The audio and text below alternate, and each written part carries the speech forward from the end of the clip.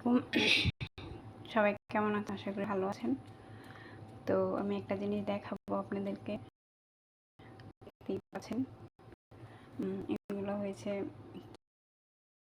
কি, যারা ছিলেন তারা তো সে বলতে পারবেন, আর যারা না ছিলেন তারা সে কমেন্ট করে জানাবেন।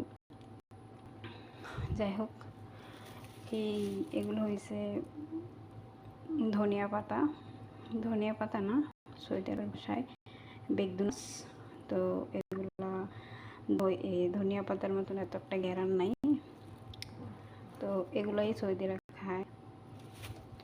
তো এগুলা কেটে দেখেন ছোট ছোট করে নিয়েছিলাম। এগুলাকে এখন ডিপে রেখে দেব। ডিপে রেখে দিলে এগুলা ভালো থাকবে বুঝছেন। এগুলো ডিপ থেকে নেমিয়ে খাওয়া যাবে।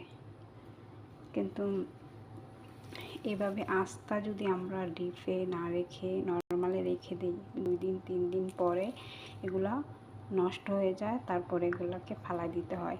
কিন্তু টাকা দিয়ে কেনা তো কষ্ট লাগে না? টাকা দিয়ে কিনে আনলে এগুলো অবশ্যই কষ্ট লাগে। তো যাদের টাকার মায়া নাই তারা অবশ্যই নষ্ট করে ফেলে। কিন্তু আমাদের তো টাকার মায়া আছে বুঝছেন।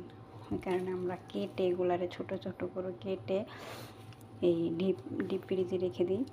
তো যখন লাগে তখনই বের করে তরকারিতে দিই, ওইটাতে ডাল দিই, সেটাতে দিই। কিন্তু অনেকে আছে যে এগুলো আনার পরে 2 দিন 3 দিন ফ্রিজে দেয়, কিন্তু পরবর্তীতে দেখা যায় এগুলো নষ্ট হয়ে গেছে। তো আপনারা নষ্ট হয়ে আমার মধ্যে এগুলোকে এরকম করে ছোট করে বক্সে ভরে ফ্রিজে রেখে দেন। অবশ্যই খেতে পারবেন আপনারা, হবে না। যাই হোক, আপনাদেরকে দেখালাম। যদি এরকম করে রাখেন তাহলে খাবার নষ্ট হবে না। ফ্রিজে রেখে খাইলে তো অবশ্যই সবাই ভালো থাকবেন, সুস্থ থাকবেন। ধন্যবাদ। Take care.